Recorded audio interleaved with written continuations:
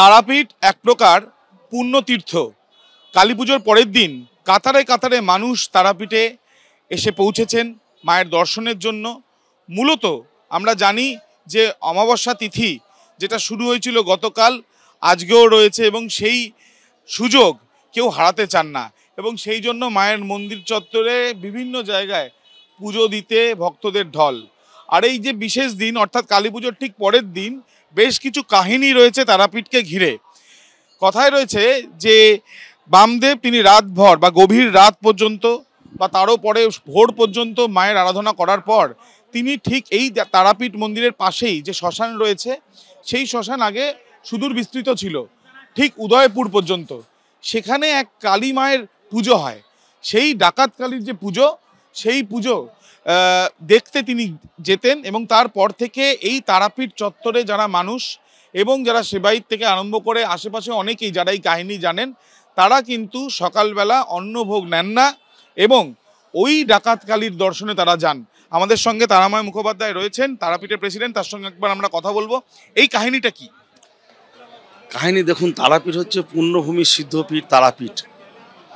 বহু তন্ত্র মানে তান্ত্রিক এখানে সাধনা সিদ্ধি লাভ করে গেছেন, সেই জন্য বলা হয় মহাপীঠ তারাপীঠ। মানে একের অধিক যদি কোনো জায়গাতে সাধনায় সিদ্ধি লাভ করেন, যদি আমরা দেখি মহামণি বৈষ্ণবদেব থেকে শুরু করে বামদেব, তারপর বহু সাধক এসেছিলেন যারা তারাপীঠের মাটিকে পুণ্যভূমিতে পরিণত করেছিলেন। এবং এখনও কথায় আছে যে তারাপীঠের মাটিতে প্রবেশ করলে বা স্পর্শ করলে শতজন্মের পাপ বিনাশ হয়। এই সে মহাশ্মশান। মহাশ্মশান একদিকে সব দাহ হচ্ছে, আর একদিকে তান্ত্রিক তার সাধনায় সিদ্ধি লাভ করছে, যার নিচে সব পড়ে আছে। সাধক বামদেব উদয়পুরে গিয়েছিলেন এই আজকে বিশেষ দিনে, ওই জন্যই কি আপনাদের যাওয়ার চল? ব্যাপার হচ্ছে আমরা যদি তখনকার দিনে ফিরে যাই যে সূর্যের আলো প্রবেশ করতো না তারাপীঠ মহাশ্মশানে, তার একটা কাহিনী আছে। ব্যাপার হচ্ছে তারাপীঠ থেকে শুরু করে মন্যমায়নতলা থেকে শুরু করে উদয়পুরে যে কালী আছে, গভীর জঙ্গলে তখন ঢাকা ছিল। তা বামদেব কী করেছিলেন, তারাপীঠ মন্দিরে পুজো করে সেই রাত্রে হাঁটতে হাঁটতে তিনি উদয়পুরে পুজো দিতে গেছিলেন এবং পুজো করে তিনি তারাপীঠে ফিরে এসেছিলেন।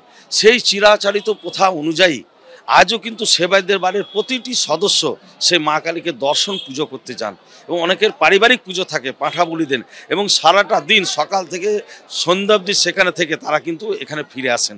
তার জন্যে আপনি প্রতিটি সেবায়ত আজকের দিনে এক প্রকার প্রায় অন্ন গ্রহণ করেন না, মানে সেই কালীকে দর্শন করেছে রাত্রে তারা অন্ন গ্রহণ। আমরা জানি যে বামদেবের যেমন মন্দির রয়েছে তার সঙ্গে সঙ্গে তারাপীঠ মন্দিরে একাধিক দেবদেবীদের তাদের যে আরাধনা সেটা হয়। এবার বশিষ্ঠ দেবেরও মন্দির এখানে তৈরি করা হবে এমনটাই কর্তৃপক্ষ জানাচ্ছে। তবে একের পর এক কাহিনী, যে কাহিনী মন ছুঁয়ে যায়, যে কাহিনী শুনে মা তারার কাছে এসে পৌঁছনো, মাকে পুজো দেওয়া, কালী পুজোর আগের দিন থেকে কালী পুজোর দিন এবং আজকেও সেই কিন্তু পরম্পরাই দেখা যাচ্ছে। তারাপীঠে শক্তির আরাধনা, কালী পুজোর পরের দিনও মন্দিরে ভক্তদের ভিড়।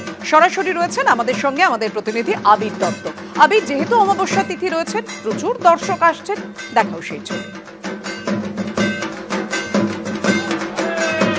দেখো, একেবারেই যেহেতু অমাবস্যা তিথি রয়েছে সেহেতু অনেকেই রয়েছেন যারা পুজো দিতে আসছেন এবং তারামায়ের এই যে মন্দির, সেই মন্দিরে গতকাল থেকে আজকেও অগণিত ভক্তদের ঢল।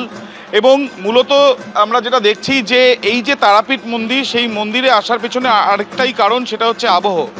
এবং এখানে আসলে যে একাধিক যে প্রচলিত যে কাহিনী বা যে ঘটনাগুলো রয়েছে সেগুলো থেকে তোমার একটা ছোট্ট বিষয় জানাই, সেটা হচ্ছে যে কালী পুজোর দিন গভীর রাত পর্যন্ত মায়ের আরাধনা করার পর সাধক বামদেব তিনি এখান থেকে গিয়েছিলেন উদয়পুর। আর উদয়পুরে সেখানে যে কালী মা রয়েছেন সেই কালী মা ডাকাত কালী, তার পুজো তিনি করেছিলেন। কিন্তু তখন তারাপীঠের এই যে শ্মশান, সেই শ্মশান বিস্তৃত ছিল উদয়পুর পর্যন্ত। একবার কথা বলবো, তারাময় মুখোপাধ্যায় আমাদের সঙ্গে রয়েছেন। আজকেও দেখছি প্রচুর মানুষ আসছেন। আজকে উদয়পুর যাওয়ার একটা চল রয়েছে, এখানে অন্নগ্রহণ কেউ করেন না এই আশেপাশের মানুষরা। ব্যাপার হচ্ছে যেহেতু সাধক বামদেব কালী পুজোর রাত্রে মাকে পুজো করে উদয়পুরে গেছিলেন আরেক মায়ের পুজো করতে, তাই সেই চিরাচরিত প্রথা অনুযায়ী প্রতিটি বাড়ির সেবায়ীদের প্রতিটি বাড়ির সদস্য আজও সে কিন্তু উদয়পুর দেখে মা কালীকে দর্শন করতে যান এবং সেখানে তাদের পারিবারিক পুজো দিয়ে সারাদিন কাটিয়ে বিকেলে ফিরে আসে। আর তারাপীঠ মন্দিরে এখনও ভিড় আছে, কারণ 4:25 পর্যন্ত এখনও অমাবস্যা তিথি আছে। ভালো করেই জানেন যে সারা রাজ্যের মানুষ তারাপীঠে ভিড় করেন, তাই কিন্তু এখনও কাল যে অমাবস্যা শুরু হয়েছে 2:57 পর, তারপর থেকে কিন্তু তারাপীঠে ভিড় কমেনি। তারাপীঠ মায়ের মন্দিরে আমরা দেখেছি এক তো হচ্ছে গর্ভগৃহ, যেখানে মায়ের দর্শন সবাই করেন, আরও অনেক মন্দির রয়েছে। তো এখানে আপনাদের তরফ থেকে কি বশিষ্ঠ দেবের মন্দিরও তো আপনারা তৈরি করতে চলেছেন? হ্যাঁ, আমাদের একটা পরিকল্পনা আছে, মানে টিআরডিকে আমরা ব্যাপারটা জানিয়েছি এবং তারাও সম্মতি দিয়েছে যে বশিষ্ঠ আরাধিতা তারা চীন দেশ থেকে সাধনায় বিফল হয়ে তিনি তারাপীঠ মহাশ্মশানে সাধনায় সিদ্ধিলাভ করেছিলেন। তা আমরা চেয়েছি যে তারাপীঠ মন্দিরে সমস্ত দেবদেবীর মূর্তি আছে, মহামণি বৈশিষ্ট্য দেবেরও আর একটা মূর্তি প্রতিস্থাপন হলে তারাপীঠের ইতিহাসটা সকলে জানতে পারবেন। এবং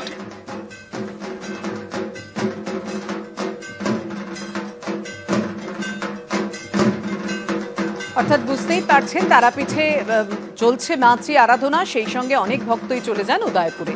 অন্যদিকে সতীপীঠগুলোর মধ্যে অন্যতম হচ্ছে পূর্ব বর্ধমানের কোগ্রাম, উজানি নামেও যা পরিচিত। পীঠ নির্ণয় তন্ত্র মতে এখানে দেবীর বামকনুই পড়েছিল। এখানে দেবী মঙ্গলচণ্ডী সর্বমঙ্গলা। ছিমছাম নতুন মন্দিরে এখন কোষ্ঠী পাথরের মঙ্গলচণ্ডীর মূর্তির অধিষ্ঠান। আগে এখানে অষ্টধাতুর মূর্তি থাকলেও সেটি একসময় চুরি হয়ে যায়। বর্তমান মন্দিরে যেখানে দেবীর অধিষ্ঠান, সেই বেদির নিচেই প্রাচীন পীঠের শিলামূর্তি রয়েছে। অজয় নদীর ধার ঘেঁষে এই মন্দির। এখন আবার নতুন করে চারপাশ পুনর্গঠন করা হচ্ছে। মন্দিরের পাশেই রয়েছে নাট মন্দির, সামনে সাজানো ফুলের বাগান। মূল মন্দিরে মা মঙ্গলচণ্ডীর পাশেই রয়েছেন পীঠ ভৈরব কপিলেশ্বর শিব। দক্ষিণেশ্বরে ভক্তদের ঢল, সমস্ত রীতিনীতি মেনে ভবতারিণীর আরাধনা। দীপান্বিতা অমাবস্যায় সাড়ম্বরের সঙ্গে সারা রাত ব্যাপী হবে মায়ের পুজো। এই মুহূর্তে ভবতারিণী মন্দিরে মায়ের এক ঝলক দেখার জন্য দেখা যাচ্ছে লক্ষাধিক দর্শনার্থী তারা এসে উপস্থিত হয়েছেন। সকাল থেকেই দক্ষিণেশ্বরের এই মন্দির প্রাঙ্গণে ভক্তদের ঢল একেবারে চোখে পড়ার মতো। যত রাত বাড়ছে ভক্তদের সমাগম আরও বৃদ্ধি পাচ্ছে। প্রত্যেকেই আসছেন মায়ের রাজবেশে একবার দর্শন লাভের জন্য, মায়ের কাছে নিজের মনস্কামনা আরও একবার বলার জন্য। হিরে জহরতে মোড়া প্রত্যেকটি গয়নায় মা পড়ে রয়েছেন। মায়ের এই সুন্দর অনন্য আভূষণ এবং তারই সঙ্গে মায়ের ভোগের জন্য ছিল বিশেষ আয়োজন। 5 রকমের মাছ, পোলাও, অন্ন, পরমান্ন দিয়ে মাকে ভোগ দেওয়া হয়েছে। ভোগারতির পরে হয়েছে বৈকালী, তারপরে 40 মিনিট ব্যাপী সন্ধ্যারতি। সন্ধ্যারতির পরেই দেখা যাচ্ছে সম্পূর্ণ মন্দির প্রাঙ্গণ একেবারে আলোক সজ্জায় সজ্জিত হয়েছে। যেন বলতে ইচ্ছে করছে আলোকের এই ঝর্ণা দ্বারাই ধুইয়ে দেওয়া হয়েছে এই মন্দির প্রাঙ্গণ। নাট মন্দিরে এখনও শোনা যাচ্ছে কীর্তনের ধ্বনি, গান হচ্ছে এবং তারই সঙ্গে নৃত্যের সমারোহে গানের মাধ্যমে, নাচের মাধ্যমে মায়ের বন্দনা চলছে। ভবতারিণীর মন্দিরে এভাবেই 171তম বর্ষে মাকে দীপান্বিতা অমাবস্যায় একেবারে সাড়ম্বরের সঙ্গে পুজো করা হচ্ছে এবং ভবতারিণী মন্দিরে মায়ের রূপ দর্শন করতে দূর দূরান্ত থেকে ভক্তদের সমাবেশ একেবারে উপচে পড়ছে এই মন্দির প্রাঙ্গণে। ক্যামেরায় কৌশিক কর্মকারের সঙ্গে ঐশী মুখোপাধ্যায়, এবিপি আনন্দ, দক্ষিণেশ্বর।